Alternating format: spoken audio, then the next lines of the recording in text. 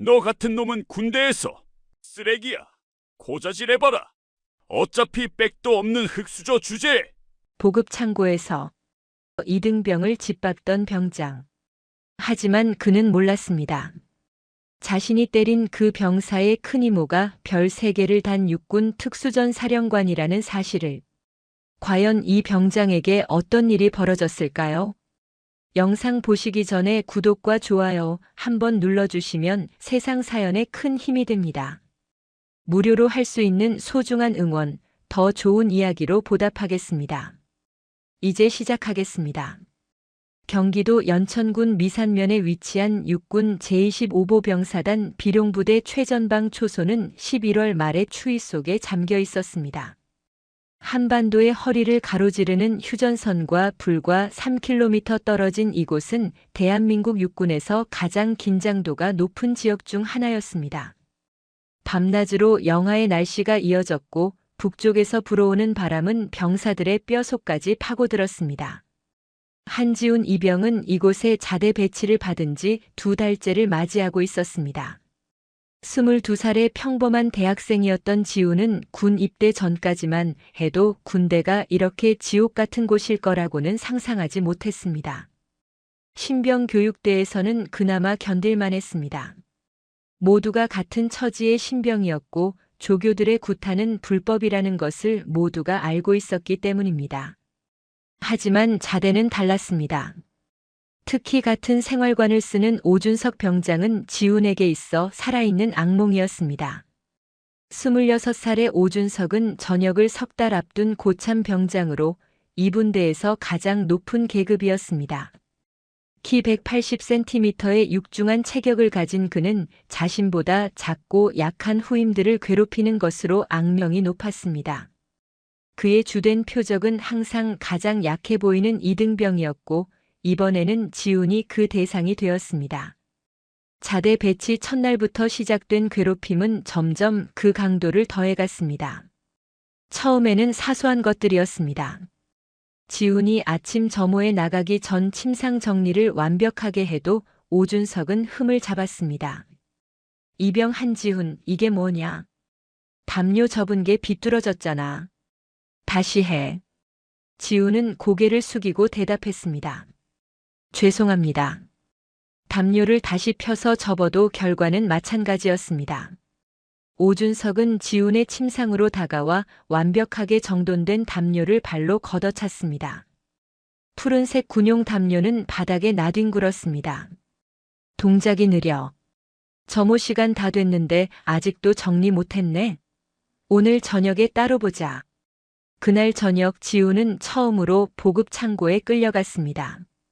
생활관 뒤편에 위치한 보급 창고는 각종 군수품과 예비 물자들이 쌓여 있는 곳이었습니다. 중요한 것은 이곳에는 감시 카메라가 설치되어 있지 않다는 점이었습니다. 부대 내부 규정상 병사들의 사생활을 고려해 특정 구역에는 카메라를 설치하지 않았고 보급 창고가 바로 그런 사각지대 중 하나였습니다. 창고 안에서 오준석은 지훈을 벽에 세워두고 기합을 주었습니다. 팔굽혀펴기 100개, 윗몸 일으키기 100개, 스쿼트 100개. 체력이 약했던 지훈은 절반도 채우지 못하고 바닥에 쓰러졌습니다. 그때부터 주먹이 날아들기 시작했습니다. 군대는 원래 이런 곳이야. 내가 약하니까 맞는 거야. 강해지고 싶으면 참아. 그날 이후 보급 창고 행은 일주일에 서너 번씩 반복되었습니다. 오준석은 항상 새로운 이유를 찾아냈습니다. 식사 시간에 밥을 너무 빨리 먹었다. 느리게 먹었다. 근무 투입 명령을 받고 움직이는 속도가 느렸다. 군장 정리가 엉망이다. 무엇을 해도 지훈은 틀렸고 그 대가는 보급 창고에서의 폭력으로 돌아왔습니다. 지훈이 왜 이렇게 유독 자신만 괴롭히는지 이유를 알게 된 것은 한 달쯤 지났을 때였습니다.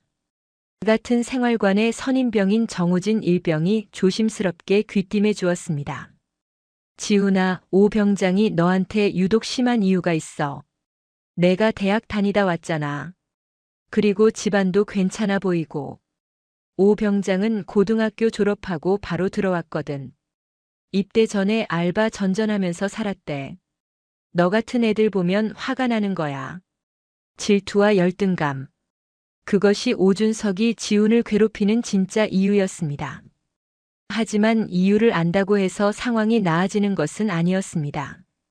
오히려 오준석의 폭력은 더 잔인해졌습니다. 2달째 되던 어느 날 밤 운명적인 사건이 벌어졌습니다. 그날은 유난히 추운 날이었습니다. 온도계는 영하 15도를 가리키고 있었고 병사들은 동상을 막기 위해 두꺼운 방한복을 껴입고 있었습니다. 저녁 점호가 끝나고 자유시간이 주어졌을 때 지훈은 생활관 구석 자리에서 어머니가 보내준 책을 읽고 있었습니다. 이병 한지훈. 오준석의 목소리가 생활관에 울려 퍼졌습니다. 지훈의 등골에 식은땀이 흘렀습니다. 다른 병사들은 모두 고개를 숙이고 자신의 일에만 집중했습니다. 누구도 지훈을 도와주지 않았습니다. 아니, 도와줄 수 없었습니다. 도와주는 순간 자신이 다음 표적이 될 것을 모두가 알고 있었기 때문입니다. 네. 지훈은 벌떡 일어나 차렷 자세를 취했습니다. 보급 창고로 와. 오늘 내가 근무지 인계받을 때 장비 점검을 제대로 안 했다며? 일병 김민수가 내 뒤에 투입됐는데 야간 투시경이 고장 나 있었대. 내가 점검을 제대로 했으면 그런 일이 없었을 거 아냐. 죄송합니다.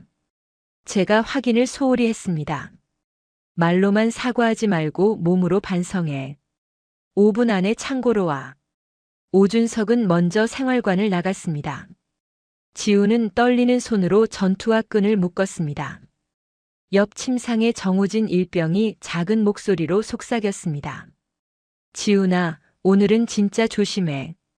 오 병장 낮에 중대장한테 엄청 혼났거든. 기분이 최악일 거야. 지훈은 고개를 끄덕이고 생활관을 나섰습니다. 복도를 지나 뒤편 보급 창고로 향하는 짧은 거리가 이렇게 길게 느껴진 적이 없었습니다. 창고 문을 열자 오준석이 팔짱을 낀 채 기다리고 있었습니다. 늦었네. 5분이라고 했는데 6분 걸렸어. 죄송합니다.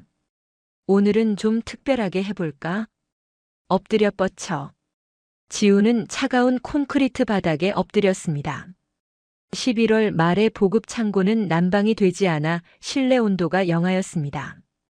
바닥에서 올라오는 냉기가 군복을 뚫고 살갗을 파고들었습니다. 팔굽혀펴기 200개.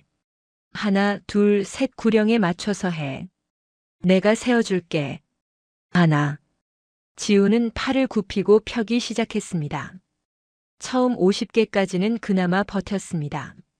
하지만 100개를 넘어가자 팔이 후들거리기 시작했습니다. 130개를 채우고 나서 지훈의 팔은 완전히 풀렸고 그는 바닥에 고꾸라졌습니다. 이게 뭐냐? 130개밖에 못해? 군인이 이 정도 체력으로 어떻게 나라를 지켜? 오준석은 쓰러진 지훈의 옆구리를 군화발로 걷어찼습니다. 둔탁한 충격이 지훈의 복부를 강타했습니다. 1번, 2번, 3번. 지훈은 고통에 몸을 웅크렸지만 소리를 내지 않았습니다. 소리를 내면 더 심한 폭력이 돌아온다는 것을 지난 2달 동안 배웠기 때문입니다. 일어나. 아직 안 끝났어. 지훈은 비틀거리며 일어났습니다.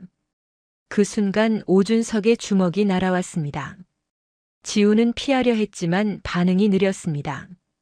주먹이 지훈의 왼쪽 광대뼈를 강타했고 지훈의 몸은 뒤로 밀렸습니다. 중심을 잃은 지훈의 몸이 창고 구석에 있던 철제 관물대 쪽으로 쓰러졌습니다. 쾅! 지훈의 왼쪽 눈 주위가 관물대의 날카로운 모서리에 부딪혔습니다. 순간적으로 눈앞이 새하얗게 변했고 곧이어 뜨거운 무언가가 얼굴을 타고 흘러내렸습니다. 지훈은 본능적으로 얼굴에 손을 가져갔습니다. 손바닥에 묻어나는 끈적한 액체. 피였습니다. 왼쪽 눈가가 깊게 찢어져 있었습니다. 철제 모서리에 부딪힌 부위에서 피가 계속 흘러나왔습니다. 지훈은 아픔보다 공포가 먼저 밀려왔습니다. 이대로 죽는 건 아닐까? 그런 생각이 머릿속을 가득 채웠습니다. 오준석도 상황이 심각하다는 것을 깨달았습니다. 그의 얼굴에서 처음으로 당황한 기색이 역력했습니다. 하지만 그것도 잠시, 그는 곧 평소의 포악한 표정으로 돌아왔습니다. 야, 한지훈. 정신 차려. 지훈은 피로 범벅이 된 얼굴을 손으로 감싼 채 신음했습니다. 병장님, 의무실에 가야 할 것 같습니다. 닥쳐. 지금 상황 파악 안 되냐? 내가 의무실 가면 어떻게 되는지 알아? 나도 끝장나고 너도 끝장나. 군대에서 고자질쟁이로 찍히면 남은 복무 기간 동안 지옥을 맛보게 될 거야. 오준석은 창고 구석에 있던 낡은 수건을 집어 지훈에게 던졌습니다. 일단 그걸로 지혈해. 그리고 잘 들어. 누가 물어보면 무조건 계단에서 넘어졌다고 말해. 새벽에 화장실 가다가 복도 계단에서 미끄러져서 얼굴을 부딪혔다. 알았지? 하지만 이 상처를 시키는 대로 안 하면 진짜 죽을 줄 알아. 내가 너 하나 없애는 건 일도 아니야. 여기 최전방이 어디야? 총기 사고로 위장하는 것도 어렵지 않아. 오준석의 위협은 절대 빈말이 아니었습니다. 실제로 군대에서는 가혹 행위를 견디다 못한 병사들이 스스로 목숨을 끊는 일이 종종 발생했고 그중 일부는 사고로 은폐되기도 했습니다. 지훈은 공포에 질려 고개를 끄덕였습니다. 계단에서 넘어졌다고 말하겠습니다. 좋아. 똑똑하네. 이제 썩 꺼져. 그리고 명심해. 오늘 일은 내 입 밖으로 나가는 순간 너도 나도 다 죽는다는 거. 지훈은 피 묻은 수건을 얼굴에 누른 채 비틀거리며 창고를 나왔습니다. 밤의 차가운 공기가 상처에 닿자 더욱 심한 통증이 밀려왔습니다. 그는 생활관으로 돌아가지 않고 화장실로 향했습니다. 거울 속에 자신을 보는 순간 지훈은 경악을 금치 못했습니다. 왼쪽 눈가에서 눈썹 위까지 약 5cm가량의 상처가 깊게 파여 있었습니다. 피는 계속 흘렀고 눈 주위는 이미 시퍼렇게 멍이 들기 시작했습니다. 이 정도 상처면 최소 10바늘은 꿰매야 할 것 같았습니다. 지훈은 수돗물로 상처를 조심스럽게 씻어내고 화장지를 눌러 지혈을 시도했습니다. 복도를 지나 생활관으로 돌아가는 길, 지훈은 여러 생각이 머릿속을 스쳤습니다. 이대로 참아야 하는가? 아니면 누군가에게 도움을 청해야 하는가? 하지만 누구에게 말한다는 것인가? 그 같은 생활관 병사들은 모두 오준석을 두려워했고 간부들은 이런 일에 관심이 없었습니다. 아니, 어쩌면 알고도 모른 척하고 있는지도 모릅니다. 생활관 문을 열고 들어가자 모든 병사의 시선이 지훈에게 쏠렸습니다. 화장지로 얼굴을 감싸고 있었지만 피가 스며 나와 누가 봐도 심각한 상황임을 알 수 있었습니다. 하지만 아무도 묻지 않았습니다. 아무도 도와주지 않았습니다. 모두가 고개를 돌리고 자신의 일에만 집중했습니다. 지훈은 자신의 침상으로 가서 조용히 누웠습니다. 소등 시간이 가까워졌고 생활관의 불이 하나둘 꺼지기 시작했습니다. 어둠 속에서 지훈은 부어오르는 얼굴을 손으로 감싸며 조용히 눈물을 흘렸습니다. 소리내어 울 수도 없었습니다. 울음소리라도 나면 다시 오준석에게 끌려갈 것이기 때문입니다. 그날 밤 지훈은 단 한 가지 생각만 했습니다. 제발 누군가 자신을 이 지옥에서 구해주기를. 하지만 그런 기적 같은 일이 일어날 리 없다고 생각했습니다. 한지훈 이병은 몰랐습니다. 일주일 뒤 자신의 삶을 완전히 바꿔놓을 사람이 이 부대를 방문하게 될 것이라는 사실을. 그로부터 일주일이 지난 토요일 오전 경기도 연천군으로 향하는 국도에는 한 대의 검은색 군용 세단이 북쪽을 향해 달리고 있었습니다. 차량 번호판에는 육군을 뜻하는 표식과 함께 높은 서열을 나타내는 숫자가 새겨져 있었습니다. 운전석에는 2등 중사 계급장을 단 운전병이, 뒷좌석에는 별 3개가 달린 동계 정복을 입은 여성 장성이 탑승해 있었습니다. 한석영 중장. 45세의 그녀는 대한민국 육군에서 가장 높은 위치에 오른 여성 군인 중 한 명이었습니다.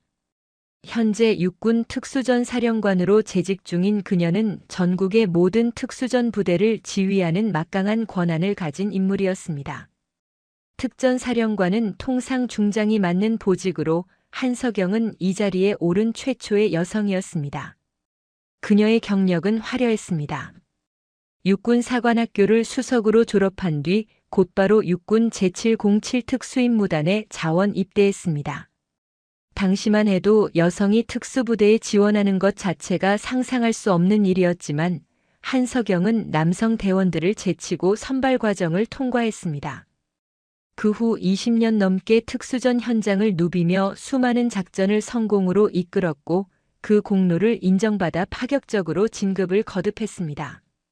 하지만 오늘 그녀가 연천으로 향하는 이유는 군사작전 때문이 아니었습니다. 바로 조카인 한지훈 이병을 만나기 위해서였습니다. 지훈은 그녀의 친동생인 한미선의 아들이었습니다. 한석영에게는 자식이 없었습니다. 평생을 군 생활에 바치다 보니 결혼도 하지 못했고 가족이라고는 동생 가족밖에 없었습니다. 그래서 조카인 지훈을 친자식처럼 아꼈습니다. 지훈이 군 입대를 앞두고 있을 때 한석영은 동생에게 제안한 적이 있었습니다. 미선아, 지훈이를 특전사로 보내는 게 어때? 내가 직접 챙겨줄 수 있잖아. 하지만 동생은 고개를 저었습니다. 언니, 지훈이는 언니처럼 강하지 않아요. 그냥 평범하게 복무하다 돌아오면 돼요. 특전사는 너무 힘들잖아요. 결국 한석영은 동생의 뜻을 존중했습니다. 대신 지훈이 자대 배치를 받은 후 첫 면회 기회에 꼭 가겠다고 약속했습니다. 그리고 오늘이 바로 그날이었습니다. 원래는 한 달 전에 가려고 했으나 북한의 도발 위협으로 인한 긴급 작전 회의가 연달아 잡히는 바람에 미뤄졌었습니다. 중장님, 10분 후면 부대에 도착합니다. 운전병의 말에 한석영은 고개를 끄덕였습니다. 차창 밖으로 보이는 풍경은 점점 더 북쪽의 모습을 띄어갔습니다. 민간인 가옥이 줄어들고 군부대 시설물이 늘어났습니다. 철책선과 초소가 보이기 시작했고 도로 곳곳에는 전차 이동을 대비한 구조물들이 설치되어 있었습니다. 비룡부대는 휴전선에서 불과 3km 떨어진 최전방 부대였습니다. 한석영은 이런 전방부대의 환경을 잘 알고 있었습니다. 춥고 외롭고 고되다는 것을. 하지만 그것이 군인의 숙명이라는 것도 알고 있었습니다. 다만 조카가 그런 환경에서 잘 적응하고 있을지가 걱정이었습니다. 차량이 비룡부대 정문에 도착하자 초병들이 거수 경례를 붙였습니다. 중장급 장성의 방문은 일선 부대에서 흔한 일이 아니었기 때문에 초병들의 긴장된 모습이 역력했습니다. 차량은 부대 안으로 진입했고 면회실 앞에 정차했습니다. 한석영이 차에서 내리자 면회실을 관리하는 하사가 황급히 뛰어나와 경례를 올렸습니다. 충성. 면회실 관리 하사 김동현입니다. 편하게 해. 오늘은 사적인 면회로 왔어. 한지훈 이병을 불러줄 수 있나? 예, 중장님. 즉시 호출하겠습니다. 하사는 무전기를 들고 생활관 쪽으로 연락을 취했습니다. 한석영은 면회실로 들어가 자리에 앉았습니다. 면회실은 깨끗하게 정돈되어 있었지만 오래된 시설이라 곳곳에 세월의 흔적이 보였습니다. 벽에는 장병들을 격려하는 문구들이 적혀 있었고 한쪽에는 간단한 음료 자판기가 놓여 있었습니다. 약 10분 정도 지났을 때 면회실 문이 조심스럽게 열렸습니다. 들어온 인물은 분명 지훈이었지만 한석영이 기억하는 모습과는 많이 달랐습니다. 우선 고개를 푹 숙인 채 들어왔고 두꺼운 검은색 마스크로 얼굴 아래를 가리고 있었으며 모자를 깊게 눌러 쓰고 있었습니다. 12월 초에 날씨가 춥긴 했지만 실내에서까지 모자와 마스크를 착용할 정도는 아니었습니다. 큰이모. 지훈의 목소리는 작고 떨렸습니다. 한석영은 자리에서 일어나 조카에게 다가갔습니다. 지훈아, 고생이 많구나. 이모가 바빠서 이제야 왔네. 괜찮아요. 와주셔서 감사해요. 한석영은 조카를 자세히 관찰했습니다. 20여 년을 특수전 현장에서 보낸 그녀의 눈은 미세한 변화도 놓치지 않았습니다. 지훈의 자세가 부자연스러웠습니다. 한쪽 어깨가 약간 움츠러들어 있었고 몸을 움직일 때마다 미세하게 경직되는 모습이 보였습니다. 그리고 무엇보다 눈빛이 달랐습니다. 입대 전 밝고 순수했던 눈빛 대신 두려움과 경계심이 가득한 눈빛이 그 자리를 차지하고 있었습니다. 지훈아, 얼굴 좀 보자. 왜 실내에서 모자를 쓰고 있니? 아, 그게 감기 기운이 좀 있어서요. 다른 사람한테 옮길까봐. 감기? 한석영의 목소리에 의심이 섞였습니다. 그녀는 즉시 손을 뻗어 지훈의 모자를 벗겼습니다. 지훈이 황급히 손으로 얼굴을 가리려 했지만 한석영의 동작이 더 빨랐습니다. 마스크도 함께 내렸습니다. 그 순간 한석영의 호흡이 멈췄습니다. 지훈의 왼쪽 눈가에는 화장품으로 덧칠한 흔적이 역력했지만 그것으로는 도저히 숨길 수 없는 상처가 있었습니다. 눈썹 위에서 눈가까지 약 5cm가량의 깊은 상처가 검붉게 아물고 있었고 눈 주위 전체가 보라색과 노란색이 섞인 멍으로 덮여 있었습니다. 심지어 아래 입술 옆에도 작은 상처가 있었고 왼쪽 광대뼈 부분이 다른 쪽보다 약간 부어 있었습니다. 한석영은 이런 상처를 수없이 봐왔습니다. 훈련 중 부상, 작전 중 부상, 사고로 인한 부상. 하지만 조카의 얼굴에 새겨진 이 상처는 그 어떤 것과도 달랐습니다.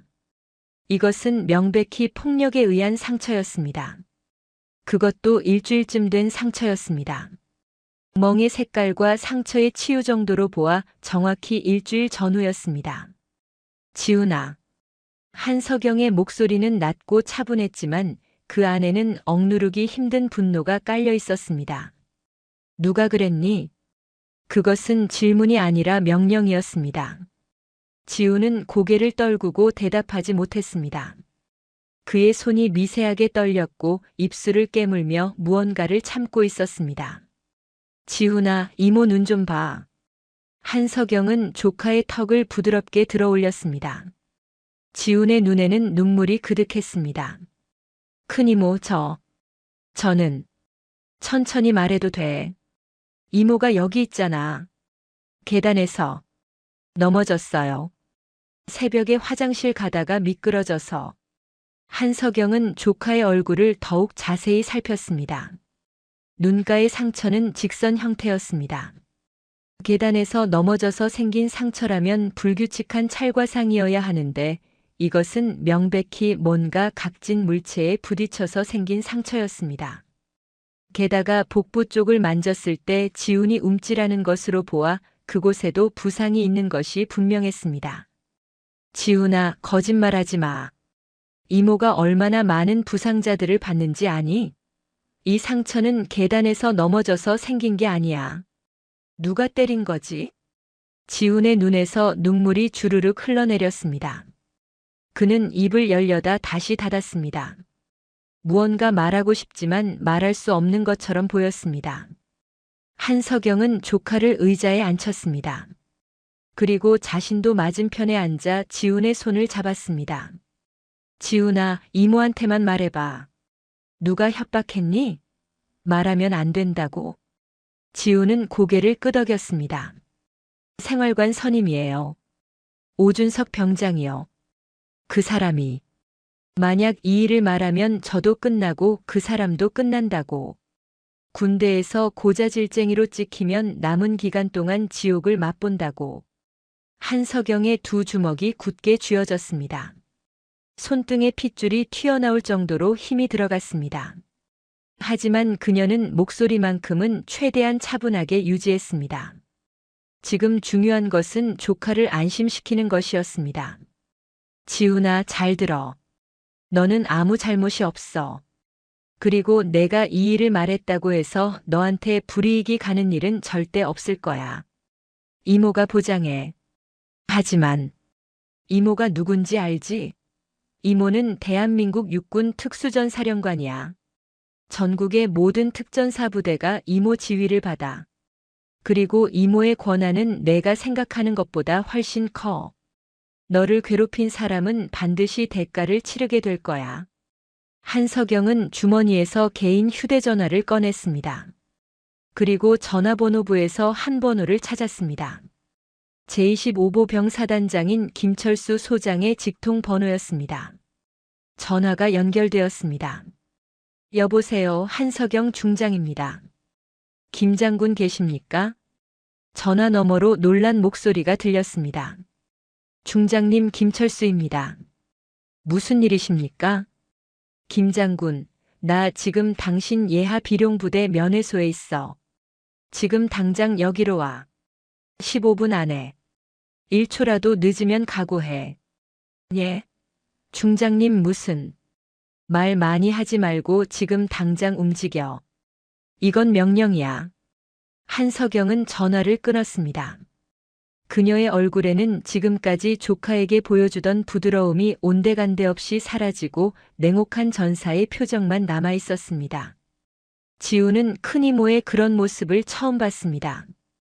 평소 자상하고 따뜻했던 큰 이모의 모습 뒤에 이런 차갑고 단호한 면이 숨어 있었다는 것을 그 순간 지우는 깨달았습니다. 자신의 큰 이모가 단순한 고위 장교가 아니라 진짜 전장을 누빈 전사라는 것을. 한석영은 다시 지훈을 바라봤습니다. 이번에는 다시 부드러운 표정으로 돌아와 있었습니다. 지훈아, 괜찮을 거야. 이모가 모든 걸 해결해 줄게. 너는 이제 아무 걱정하지 마. 큰 이모. 응? 감사해요. 한석영은 조카의 머리를 쓰다듬었습니다. 그리고 속으로 다짐했습니다. 조카에게 이런 짓을 한 자들을 절대 용서하지 않겠다고. 군법의 가장 무거운 처벌을 받게 하겠다고. 그리고 이런 일이 다시는 일어나지 않도록 군 전체의 시스템을 바꾸겠다고. 별 3개를 단 한석영 중장의 눈빛에는 확고한 결의가 담겨 있었습니다. 한석영 중장의 전화를 받은 김철수 소장은 즉시 자신의 집무실에서 뛰쳐나왔습니다. 제25보 병사단장인 그는 별 2개를 단 고위 장교였지만 지금 그를 부른 사람은 별 3개를 단 중장이었습니다. 게다가 한석영 중장은 단순히 계급만 높은 것이 아니라 육군사관학교 기수도 그보다 몇 기수나 앞서는 선배였습니다. 김철수 소장은 올해 51살로 육군사관학교 55기 출신이었습니다. 반면 한석영 중장은 45살임에도 불구하고 50기 출신이었습니다. 여성 최초로 육사에 입학했고 그것도 수석으로 졸업한 전설적인 인물이었습니다. 군대에서는 계급이 절대적이지만 같은 계급이라면 기수가 중요했고 다른 계급이라면 더더욱 상급자의 명령은 절대적이었습니다. 김 소장의 머릿속은 복잡했습니다. 한석영 중장이 왜 갑자기 자신의 예하 부대인 비룡부대에 있는 것일까? 그것도 면회소에. 사전 통보도 없이. 혹시 부대 시찰인가? 아니면 무슨 문제가 발생한 것인가? 전화상으로 들은 그녀의 목소리에는 분노가 가득했습니다. 기사, 비룡부대로 최대한 빨리 가. 예, 장군님. 김 소장의 전용 차량이 사단 본부를 출발했습니다. 비룡부대까지는 차로 약 20분 거리였지만 한석영 중장은 15분 안에 오라고 했습니다. 김 소장은 운전병에게 속도를 더 내라고 지시했습니다. 차량이 국도를 달리는 동안 김 소장은 계속 생각했습니다. 최근 비룡부대에서 특별한 사고나 문제가 있었나? 지난달 월말 보고서를 검토했을 때는 특이사항이 없었습니다. 훈련도 정상적으로 진행되고 있었고 탈영이나 자살 같은 중대 사고도 없었습니다. 도대체 무슨 일일까? 13분 만에 차량이 비룡부대 정문에 도착했습니다. 초병들이 사단장의 차량을 보고 황급히 거수 경례를 올렸습니다. 차량은 곧장 면회실로 향했습니다. 면회실 앞에는 이미 한석영 중장의 군용 세단이 주차되어 있었습니다. 김 소장은 차에서 내리자마자 면회실로 향했습니다. 그의 심장은 빠르게 뛰고 있었습니다. 25년 군 생활을 하면서 이렇게 긴장된 적이 몇 번이나 있었을까? 신병 시절 이후 처음이었습니다. 면회실 문을 열고 들어가자 한석영 중장이 의자에 앉아 있었습니다. 그녀의 옆에는 한 명의 이등병이 고개를 숙인 채 서 있었습니다. 김 소장은 즉시 차렷 자세를 취하고 거수 경례를 올렸습니다. 충성. 제25보 병사단장 김철수 소장입니다. 하지만 한석영 중장은 경례를 받지 않았습니다. 그녀는 앉은 자세 그대로 김 소장을 차갑게 응시했습니다. 경례를 받지 않는다는 것은 군대에서 최고의 모욕이었습니다. 그것은 상대방을 군인으로 인정하지 않는다는 의미였습니다. 손 내려. 한석영의 목소리는 낮고 차갑게 가라앉아 있었습니다. 김 소장은 경례 자세를 풀고 부동 자세를 유지했습니다. 김철수 소장. 예, 중장님. 자네, 이 병사가 누군지 아나? 한석영이 옆에 서 있는 지훈을 가리켰습니다. 김 소장은 처음으로 제대로 이등병을 바라봤습니다.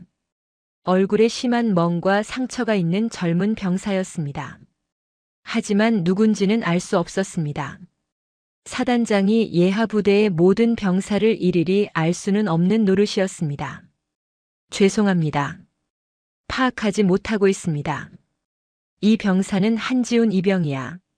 나의 조카지. 김 소장의 얼굴이 순식간에 창백해졌습니다. 한석영 중장의 조카. 그것도 이렇게 얼굴이 망가진 상태로. 이것은 단순한 문제가 아니었습니다. 지금 이 병사의 얼굴을 똑바로 봐. 한석영이 자리에서 일어났습니다. 그녀는 천천히 김 소장에게 다가왔습니다. 170cm의 키에 단단한 체격을 가진 그녀는 175cm인 김 소장과 거의 비슷한 신장이었습니다. 두 사람의 시선이 정면으로 마주쳤습니다. 중장님, 이것은 말하지 마. 내가 물어보기 전에는 입을 열지 마. 한석영은 지훈의 팔을 잡아 김 소장 앞으로 데려왔습니다. 그리고 지훈의 모자를 벗기고 마스크를 내렸습니다. 지훈의 얼굴에 새겨진 상처와 멍이 그대로 드러났습니다. 자네 눈에 이게 어떻게 보이나? 김 소장은 대답할 수 없었습니다. 명백한 폭행의 흔적이었습니다. 눈가에 깊은 열상, 광대뼈의 부종, 입술에 찢어진 상처. 이런 부상은 단순한 사고로 생길 수 없었습니다. 이 병사는 생활관 선임 병장에게 일주일 전 보급 창고에서 폭행을 당했어. 주먹으로 얼굴을 가격당하고 철제 관물대 모서리에 얼굴이 부딪혀 이렇게 됐지. 그리고 가해자는 이 병사에게 계단에서 넘어졌다고 거짓말하라고 협박했어. 한석영의 설명이 이어지는 동안 김 소장의 얼굴은 점점 더 창백해졌습니다. 자네가 지휘하는 사단이 이 모양이야. 최전방 경계를 책임지는 부대에서 병사들끼리 폭력을 행사하고 그걸 은폐하고 있어. 일주일이나 지났는데 자네는 이 사실조차 몰랐지? 중장님, 저는 뭐? 몰랐다고. 사단장이 예하 부대에서 무슨 일이 일어나는지 모른다는 게 변명이 되나? 아니면 알고도 묵인했나? 한석영의 목소리가 점점 더 차갑게 변했습니다. 이 병사의 얼굴에 이렇게 심한 상처가 있는데 의무실에서 치료 기록이 있나? 그것은 확인해 보겠습니다. 확인할 것도 없어. 없을 거야. 왜냐하면 가해자가 의무실에 가지 못하게 협박했거든. 군의관도 간부들도 아무도 이 병사의 상처를 치료해 주지 않았어. 김 소장은 아무 말도 할 수 없었습니다. 사실이라면 이것은 중대한 지휘 책임 문제였습니다. 한석영은 김 소장의 정복 왼쪽 가슴을 손가락으로 찔렀습니다. 그곳에는 사단장 휘장이 달려 있었습니다. 이게 뭔지 알지? 사단장 휘장이야. 이걸 달았다는 건 자네가 이 사단 전체를 책임진다는 의미야.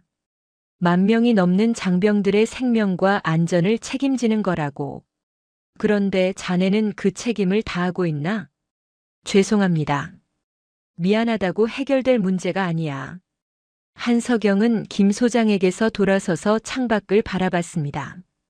비룡부대의 병영이 보였습니다.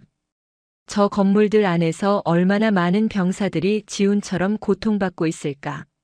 한석영은 20년 넘게 군에 있으면서 이런 문제가 끊이지 않는다는 것을 알고 있었습니다. 하지만 자신의 조카가 그 피해자가 될 줄은 몰랐습니다. 김철수 소장, 지금부터 내 말을 잘 들어.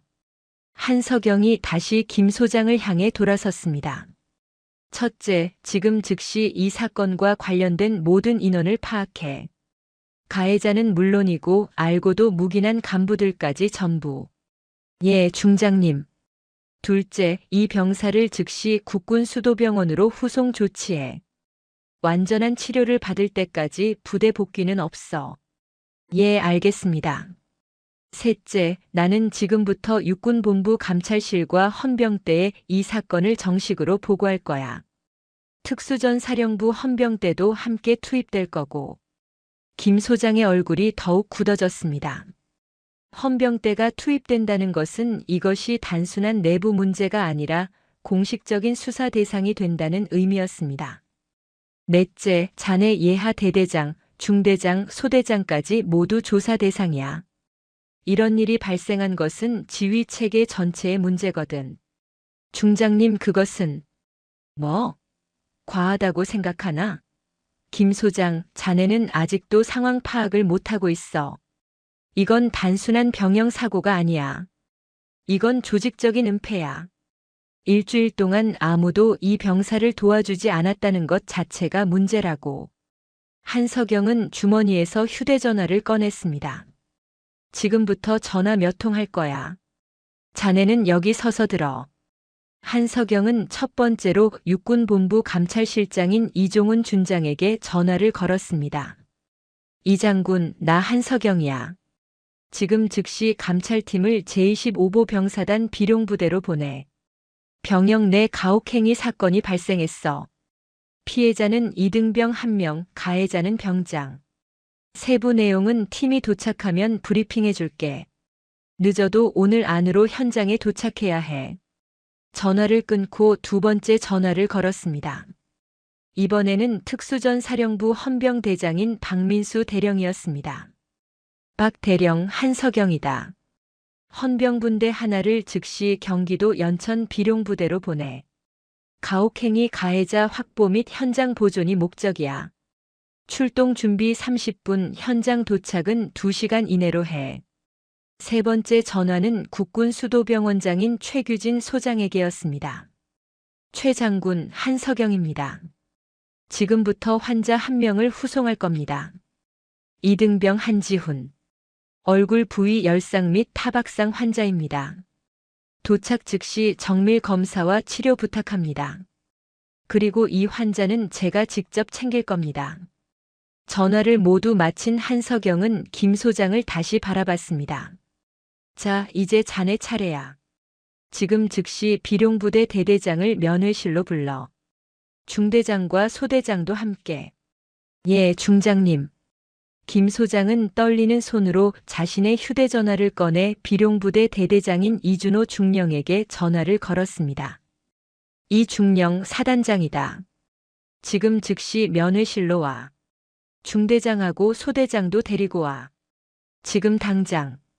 전화를 끊은 김 소장은 한석영 중장을 바라봤습니다.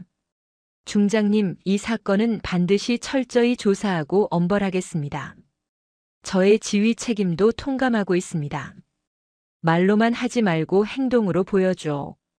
그리고 김 소장 명심해. 이번 일은 자네 사단만의 문제가 아니야. 나는 이 사건을 계기로 육군 전체의 병영 문화를 바꿀 거야. 자네 사단은 그 첫 번째 사례가 될 거고. 한석영의 말에는 확고한 결의가 담겨 있었습니다. 그녀는 이미 결정했습니다. 이번 사건을 통해 군 전체의 경종을 울리겠다고. 더 이상 어떤 병사도 지훈처럼 고통받지 않도록 하겠다고. 면회실의 공기는 무겁게 가라앉았습니다. 김철수 소장은 부동 자세로 서 있었고 한지훈 이병은 의자에 앉아 고개를 숙이고 있었으며 한석영 중장은 창밖을 바라보며 다음 조치를 생각하고 있었습니다. 곧 이 조용한 면회실은 폭풍의 중심이 될 것이었습니다. 한석영 중장의 명령을 받은 김철수 소장은 즉시 휴대전화로 연락을 취했습니다. 10분도 채 지나지 않아 면회실 밖에서 급한 발걸음 소리가 들렸습니다. 문이 열리고 3명의 장교가 들어왔습니다. 맨 앞에 선 사람은 이준호 중령이었습니다. 42살의 그는 비룡부대 제2대대장으로 어깨에 무궁화 2개가 달린 계급장을 달고 있었습니다. 그의 뒤로 최민호 대위와 박정식 중위가 따라 들어왔습니다. 최 대위는 35살로 문제가 발생한 중대의 중대장이었고 어깨에는 다이아몬드 3개의 계급장이 달려 있었습니다. 박 중위는 29살의 젊은 소대장으로 다이아몬드 2개를 달고 있었습니다. 3명의 장교는 면회실에 들어서자마자 한석영 중장의 별 3개의 계급장을 보고 얼어붙었습니다.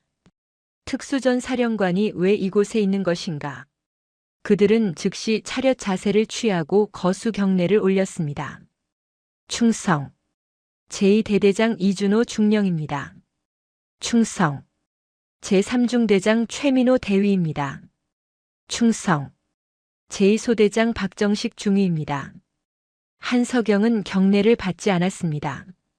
김 소장에게 했던 것처럼 앉은 자세 그대로 3사람을 차갑게 바라봤습니다. 3장교의 팔이 공중에 그대로 멈춰 있었습니다. 어색한 침묵이 흘렀습니다. 손 내려.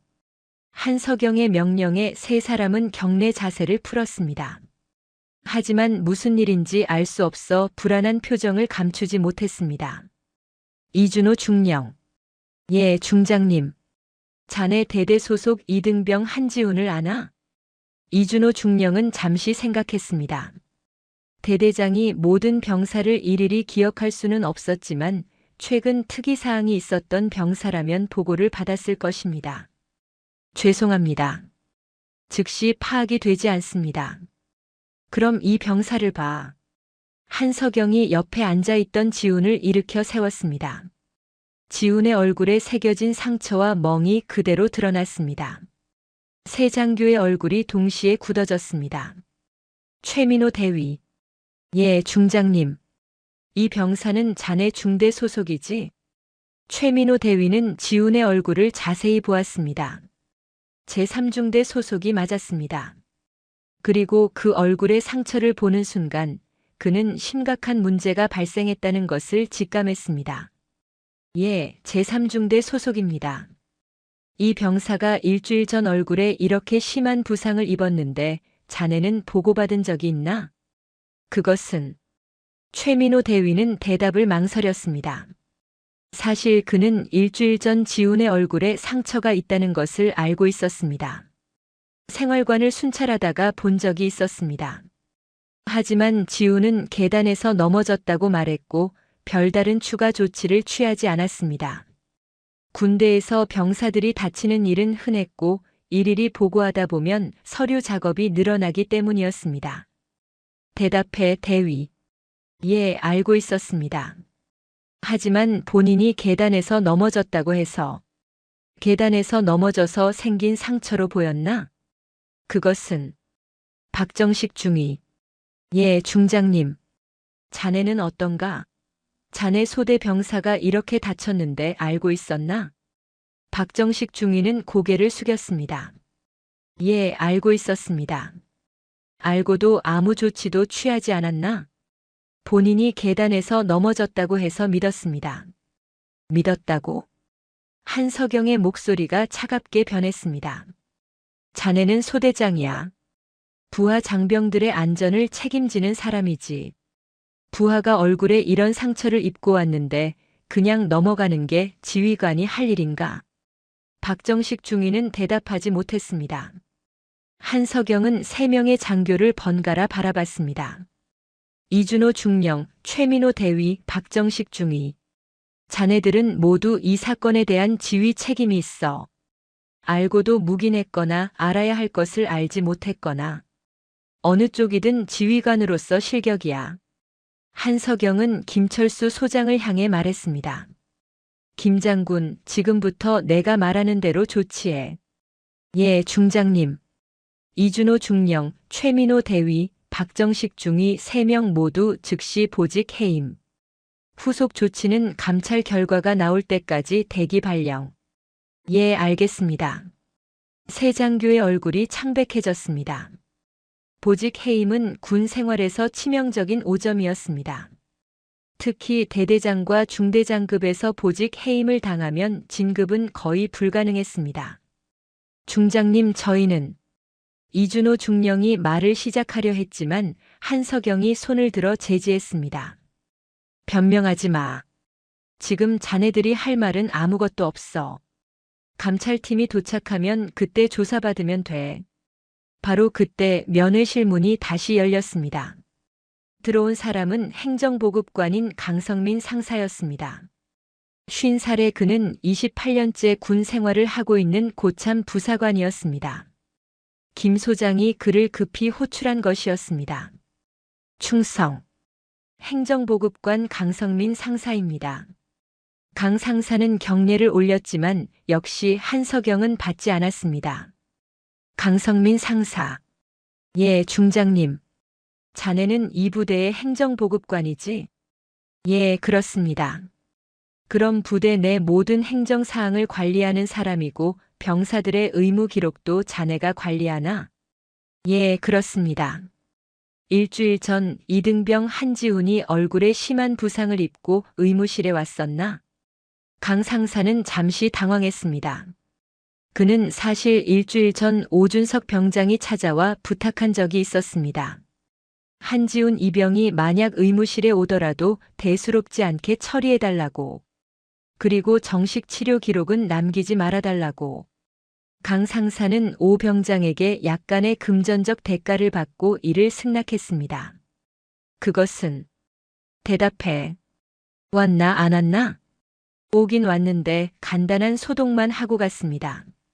치료 기록은 남기지 않았습니다. 왜? 강 상사는 대답할 수 없었습니다. 솔직하게 말하면 자신도 이 사건의 공범이 된다는 것을 알고 있었습니다. 한석영은 고개를 끄덕였습니다. 그래, 자네도 공범이구나. 부상당한 병사가 왔는데 제대로 치료하지 않고 기록도 남기지 않았어. 이유는 뻔하지. 누군가한테 부탁받았거나 돈을 받았겠지. 강 상사의 얼굴이 하얗게 질렸습니다. 바로 그때 면회실 밖에서 웅성거리는 소리가 들렸습니다. 한석영이 호출한 특수전 사령부 헌병대가 도착한 것이었습니다. 문이 열리고 헌병대 분대장인 조영수 중사가 들어왔습니다. 그의 뒤로 5명의 헌병들이 따라 들어왔습니다. 충성. 특수전 사령부 헌병대 조영수 중사입니다. 수고했어, 조 중사. 저기 서 있는 강성민 상사를 체포해. 혐의는 직무유기 및 증거인멸. 예, 중장님.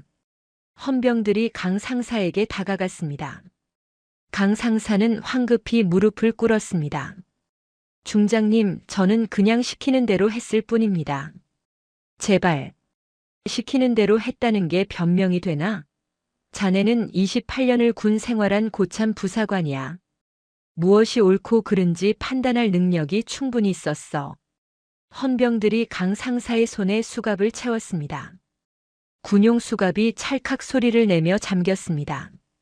강 상사는 끌려나가면서도 계속 애원했지만 아무도 귀를 기울이지 않았습니다. 한석영은 헌병 분대장에게 지시했습니다. 조 중사, 다음은 오준석 병장을 확보해. 현재 생활관에 있을 거야. 제3중대 제2소대 소속이야. 예, 알겠습니다. 헌병들이 면회실을 나갔습니다. 한석영은 김철수 소장을 바라봤습니다. 김 장군, 같이 가지. 자네 눈으로 직접 봐야 할 거야. 일행은 면회실을 나와 생활관으로 향했습니다. 토요일 오후였지만 외출이 제한된 병사들은 생활관에서 휴식을 취하고 있었습니다. 제3중대 제2소대 생활관에 도착하자 헌병 분대장이 먼저 문을 열었습니다. 전원 집합.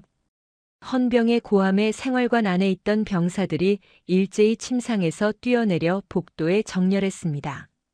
모두가 긴장한 표정으로 서 있었습니다. 헌병대가 생활관에 들이닥친다는 것은 심각한 일이 발생했다는 의미였습니다. 오준석 병장 어디 있나? 오준석은 자신의 침상에 누워 있다가 헌병들이 들어오자 황급히 일어났습니다. 하지만 도망칠 곳은 없었습니다. 저입니다. 오준석이 떨리는 목소리로 대답했습니다. 헌병 2명이 그에게 다가갔습니다. 오준석 병장, 너는 지금부터 폭행 혐의로 긴급 체포된다. 묵비권을 행사할 수 있으며 변호인의 조력을 받을 권리가 있다. 예. 저는 아무것도. 오준석이 변명하려는 순간 생활관 문이 다시 열렸습니다. 한석영 중장이 들어선 것입니다. 별 3개의 계급장을 단 여성 장성을 본 순간 생활관 안의 모든 병사가 얼어붙었습니다. 오준석은 한석영을 보고 그 옆에 서 있는 한지훈을 보았습니다. 그 순간 모든 것을 깨달았습니다. 지훈의 보호자가 바로 이 중장이었던 것입니다. 오준석의 다리에서 힘이 빠졌고 그는 그 자리에 주저앉았습니다. 공포 때문에 바지에 실금까지 했습니다. 한석영은 주저앉은 오준석에게 천천히 다가갔습니다. 그녀는 오준석의 눈을 똑바로 바라봤습니다. 오준석 병장. 예. 오준석의 목소리는 거의 들리지 않을 정도로 작았습니다. 내가 이 병사를 때렸지? 한석영이 지훈을 가리켰습니다. 죄송합니다. 제가 잘못했습니다. 왜 때렸지? 그건 그냥 아무 이유 없이 후임을 보급 창고로 끌고 가서 주먹으로 때리고 철제 관물대에 얼굴을 박았다는 거야? 오준석은 대답하지 못했습니다. 그리고 피해자에게 계단에서 넘어졌다고 거짓말하라고 협박했지? 말하면 죽인다고 했고. 죄송합니다. 오준석은 바닥에 엎드려 용서를 빌었습니다. 한석영의 목소리가 더욱 차갑게 변했습니다. 오준석 잘 들어. 나는 대한민국 육군 특수전 사령관 한석영 중장이야. 그리고 내가 때린 저 병사는 내 조카지. 오준석의 얼굴에서 모든 혈기가 빠져나갔습니다. 너는 지금부터 군 검찰에 송치될 거야. 폭행죄, 상해죄, 협박죄, 그리고 군기 문란죄까지 적용될 거고. 내가 직접 챙겨서 최대한 무거운 처벌을 받게 만들 거야. 한석영은 헌병들에게 고개를 끄덕였습니다. 데리고 가. 헌병들이 오준석을 일으켜 세워 수갑을 채웠습니다. 오준석은 끌려가면서도 계속 용서를 빌었지만 아무도 그의 말에 귀를 기울이지 않았습니다. 생활관에 남은 병사들은 모두 경직된 자세로 서 있었습니다. 한석영은 그들을 돌아보며 말했습니다. 여러분 잘 들으세요. 군대는 폭력으로 지배하는 곳이 아닙니다. 계급은 책임을 의미하는 것이지 약자를 괴롭힐 권리를 주는 게 아닙니다. 앞으로 이 부대에서 아니 대한민국 육군 어디에서도 이런 일이 다시 발생하지 않도록 할 겁니다. 그녀는 잠시 멈췄다가 덧붙였습니다. 여러분 중 혹시 비슷한 일을 겪은 사람이 있다면 두려워하지 말고 신고하세요. 여러분을 보호할 겁니다. 이것은 특수전 사령관으로서의 약속입니다. 생활관은 조용했습니다. 하지만 몇몇 병사의 눈에서는 눈물이 흘러내리고 있었습니다. 그들도 오준석이나 다른 선임들에게 비슷한 일을 겪었지만 말할 수 없었던 사람들이었습니다. 오늘 이 순간 그들은 처음으로 희망을 보았습니다. 오준석 병장의 체포 이후 일주일 만에 육군본부 감찰실의 조사 결과가 발표되었습니다. 비룡부대뿐만 아니라 제25보 병사단 전체를 대상으로 한 전수조사가 진행되었고 그 결과는 충격적이었습니다. 총 37건의 가혹행위 사례가 추가로 적발되었고 관련자만 60여 명에 달했습니다. 오준석 병장은 군사법원에서 폭행치사상죄, 협박죄, 군기문란죄 등으로 징역 3년을 선고받았습니다. 불명예 전역은 당연했고 출소 후에도 범죄 기록이 남아 취업에 큰 제약을 받게 되었습니다. 행정보급관 강성민 상사는 직무유기 및 증거인멸 혐의로 징역 1년의 불명예 전역 처분을 받았습니다. 28년을 군에서 보낸 그는 아무런 퇴직금도 받지 못한 채 사회로 쫓겨났습니다. 보직 해임되었던 이준호 중령, 최민호 대위, 박정식 중위도 모두 징계위원회에 회부되었습니다. 이준호 중령은 지휘 책임 문제로 강등되어 소령으로 강등되었고 예편 처리되었습니다. 최민호 대위는 정직 6개월 처분을 받았으며 진급심사에서 영구 제외되었습니다. 박정식 중위는 견책 처분을 받았지만 젊은 나이를 고려하여 재기의 기회를 얻었습니다. 김철수 소장 역시 사단장으로서의 지휘 책임을 물어 경고 처분을 받았습니다. 그는 자진하여 사단장직을 내려놓고 한직으로 전보되었습니다. 그 자리는 병영 문화 개선에 남다른 열정을 가진 다른 소장이 맡게 되었습니다. 한편 한지훈 이병은 사건 당일 즉시 국군수도병원으로 후송되었습니다. 서울 노원구에 위치한 국군수도병원은 대한민국 군의료 체계의 최고봉이었습니다. 지훈은 성형외과, 정형외과, 정신건강의학과 등 여러 진료과의 집중 치료를 받았습니다. 얼굴의 상처는 성형외과 전문의의 정밀한 봉합수술을 받았습니다. 다행히 신경 손상은 없었고 흉터도 최소화할 수 있었습니다. 복부의 타박상과 늑골 금은 시간이 지나면서 자연스럽게 회복되었습니다. 하지만 가장 큰 문제는 정신적 외상이었습니다. 지훈은 외상 후 스트레스 장애 진단을 받았습니다. 밤마다 악몽에 시달렸고 큰 소리만 들려도 움찔했습니다. 국군수도병원의 정신건강의학과 전문의는 지훈에게 의병 전역을 권유했습니다. 한 이병 무리하지 않아도 됩니다. 충분히 의병 전역 사유가 됩니다. 마음의 상처를 치유하는 게 먼저입니다. 하지만 지훈은 고개를 저었습니다. 아닙니다. 저는 군 생활을 계속하고 싶습니다. 왜 그러십니까? 이미 충분히 고생하셨지 않습니까? 제가 여기서 도망가면 저와 같은 피해를 입은 다른 병사들은 어떻게 됩니까? 저는 운이 좋았습니다. 제 큰이모가 특수전 사령관이어서 도움을 받을 수 있었습니다. 하지만 대부분의 병사들은 그런 보호자가 없습니다. 저는 남아서 증명하고 싶습니다. 군대가 바뀔 수 있다는 것을요. 담당 의사는 지훈의 단호한 의지를 보고 더 이상 권유하지 않았습니다. 대신 충분한 치료와 상담을 제공하기로 했습니다. 한석영 중장은 조카의 결정을 듣고 눈물을 흘렸습니다. 자신의 피해 경험을 딛고 일어서려는 조카의 용기에 감동했습니다. 그녀는 더욱 강한 결심을 했습니다. 군 전체의 병영 문화를 바꾸겠다고. 한석영 중장의 주도로 육군 본부의 가혹행위 근절 특별위원회가 설치되었습니다. 그녀는 특별위원회 위원장을 맡아 직접 개혁을 진두지휘했습니다. 우선 모든 부대의 감시 카메라 사각지대를 최소화하도록 지시했습니다. 보급창고, 탄약고 등 기존에 카메라가 없던 곳에도 설치되었습니다. 또한 익명신고 시스템을 대폭 강화했습니다. 국방부 직속 한라인이 개설되었고 신고자 보호 프로그램이 만들어졌습니다. 신고한 병사가 불이익을 받지 않도록 법적 장치가 마련되었습니다. 가장 중요한 것은 간부 교육이었습니다. 모든 소대장급 이상 장교와 부사관들은 의무적으로 병영 문화 개선 교육을 받아야 했습니다. 교육 내용에는 가혹행위의 심각성, 피해자 심리, 올바른 지휘 방법 등이 포함되었습니다. 비룡부대는 이러한 개혁의 표본 부대로 선정되었습니다.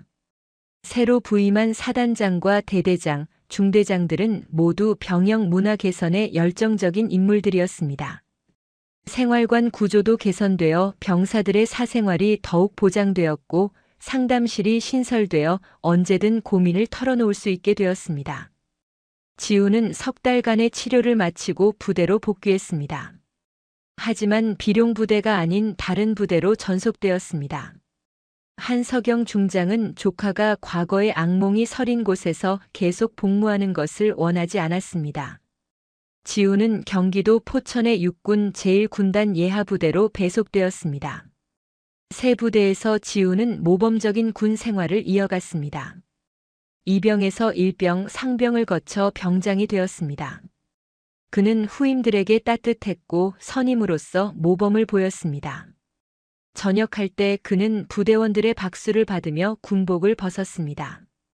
전역 후 지우는 대학으로 복학했습니다. 하지만 그는 민간인으로 돌아가는 대신 다른 선택을 했습니다. 육군 학군단 ROTC에 지원한 것입니다. 20년간 군대에 봉사하겠다는 결심이었습니다. ROTC 과정을 우수한 성적으로 마친 지우는 소위로 임관했습니다. 어깨에 다이아몬드 하나가 달린 순간 그는 과거의 자신을 떠올렸습니다. 그리고 다짐했습니다. 절대 자신의 부하들에게 자신이 겪었던 고통을 주지 않겠다고. 중위를 거쳐 대위가 된 지우는 여러 부대를 순환하며 경험을 쌓았습니다. 그는 뛰어난 지휘 능력과 병사들을 배려하는 마음으로 인정받았습니다. 그의 부하들은 모두 그를 존경했고 상급자들은 그의 미래를 높이 평가했습니다. 그리고 이병으로 입대한 지 8년이 지난 어느 날 30살이 된 한지훈 대위에게 새로운 보직 명령이 내려왔습니다. 제25보 병사단 비룡부대 제3중대장. 그가 과거 고통받았던 바로 그 부대의 중대장이 된 것입니다. 지우는 비룡부대로 부임하는 차 안에서 과거를 회상했습니다. 8년 전 자신은 이곳에서 무력한 이등병이었습니다. 폭력에 짓눌려 매일 밤 눈물을 흘렸습니다. 하지만 지금은 다릅니다. 어깨에는 다이아몬드 3개가 달려있고 100여 명의 병사를 이끄는 중대장입니다. 부대에 도착한 지우는 환영식에서 부대원들을 만났습니다. 젊은 병사들의 얼굴에는 긴장과 기대가 섞여 있었습니다. 지우는 그들을 바라보며 말했습니다. 여러분, 저는 한지훈 대위입니다. 여러분과 함께 이 중대를 이끌게 되어 영광입니다. 저는 여러분께 약속하겠습니다. 이 중대에서는 절대 폭력이 용납되지 않을 것입니다. 계급은 권력이 아니라 책임입니다. 선임은 후임을 지배하는 것이 아니라 보호하는 것입니다. 우리는 서로를 존중하며 신뢰로 뭉친 조직이 될 것입니다. 그의 말에 병사들의 표정이 밝아졌습니다. 어떤 병사의 눈에서는 눈물이 흘렀습니다. 아마도 그 병사 역시 과거에 비슷한 고통을 겪었을 것입니다. 취임 이후 지우는 말뿐인 약속이 아니라 실천으로 보여주었습니다. 생활관을 직접 순찰하며 병사들의 이야기를 들었습니다. 문제가 있으면 즉시 해결했습니다. 가혹행위의 징후가 보이면 단호하게 조치했습니다. 그의 중대는 곧 사단 내에서 가장 모범적인 중대로 인정받았습니다. 같은 시기 한석영은 중장에서 대장으로 진급했습니다. 49살의 나이에 별 4개를 달게 된 것입니다. 그리고 대한민국 육군 역사상 최초로 여성 합동참모본부 의장에 임명되었습니다. 합참의장은 육군, 해군, 공군, 해병대를 아우르는 대한민국군의 최고 지휘관이었습니다. 취임식 날 한석영 대장은 국방부 청사 대강당에 모인 수많은 장병들 앞에서 말했습니다. 저는 오늘 대한민국군 역사상 처음으로 여성 합참의장이 되었습니다. 하지만 저는 여성이라서 이 자리에 온 것이 아닙니다. 군인으로서 지휘관으로서 30년을 이 나라를 지켜온 전사로서 이 자리에 섰습니다. 저는 모든 장병에게 약속합니다. 우리 군은 정의롭고 강하며 서로를 존중하는 조직이 될 것입니다. 취임식이 끝난 후 한석영 대장은 조카인 한지훈 대위를 불렀습니다. 8년 만에 다시 만난 두 사람은 국방부 청사 뒤편의 조용한 정원에서 이야기를 나누었습니다. 지훈아, 고생 많았다. 큰이모야말로 축하드립니다. 합참의장까지 오르시다니. 이 모든 게 내 덕분이야. 내가 용기 내서 진실을 말해주지 않았다면 나도 군의 어두운 면을 직시하지 못했을 거야. 그리고 내가 굴하지 않고 계속 군 생활을 이어간 덕분에 많은 병사들이 희망을 얻었어. 저는 그저 제가 할 일을 했을 뿐입니다. 한석영은 조카의 어깨를 두드렸습니다. 너는 훌륭한 장교가 되었어. 내 부하들이 행복하다는 소문 들었다. 계속 그렇게 해줘. 그게 진짜 군인이야. 예, 명심하겠습니다. 두 사람은 서울 시내가 내려다 보이는 정원에 서서 멀리를 바라봤습니다. 그곳 어딘가에 연천의 비룡부대가 있을 것입니다. 그리고 그곳에서는 이제 더 이상 어둠 속의 폭력이 아니라 밝은 햇살 아래 정당한 훈련과 따뜻한 동료애가 자리 잡았을 것입니다. 지우는 조용히 다짐했습니다. 앞으로도 계속 이 길을 걸어가겠다고. 후배 장병들이 자신처럼 고통받지 않도록, 군대가 진정으로 정의롭고 따뜻한 곳이 되도록. 그날 밤 경기도 연천의 비룡부대 최전방 초소에서는 병사들의 밝은 웃음소리가 울려 퍼졌습니다. 근무를 마친 병사들이 생활관에서 편하게 이야기를 나누고 선임들은 후임들에게 군 생활의 지혜를 전해주었습니다. 폭력이 아닌 존중으로, 공포가 아닌 신뢰로 이어진 관계였습니다. 한지훈이 이병 시절 바라던 그 모습이 현실이 된 것입니다. 그리고 이 모든 변화는 한 사람의 용기에서 시작되었습니다. 두려움 속에서도 진실을 말한 이등병의 용기, 조카를 지키기 위해 군 전체와 맞선 중장의 용기, 그리고 상처를 딛고 다시 일어선 청년의 용기. 연천의 겨울 하늘 아래 새로운 군대가 만들어지고 있었습니다. 오늘의 이야기는 여기까지입니다. 때로는 한 사람의 용기가 세상을 바꿉니다. 부당함 앞에서 침묵하지 않는 것, 그것이 진정한 용기입니다. 여러분이 누군가의 고통을 외면하지 않고 정의를 위해 목소리를 낸다면 그 작은 용기가 모여 더 나은 세상을 만들 것입니다. 오늘도 여러분의 일상에 따뜻한 변화가 함께하기를 바랍니다. 감사합니다. 영상이 재미있으셨다면 구독과 좋아요, 댓글까지 부탁드리고 오늘도 건강하고 행복한 하루 되시길 바랍니다.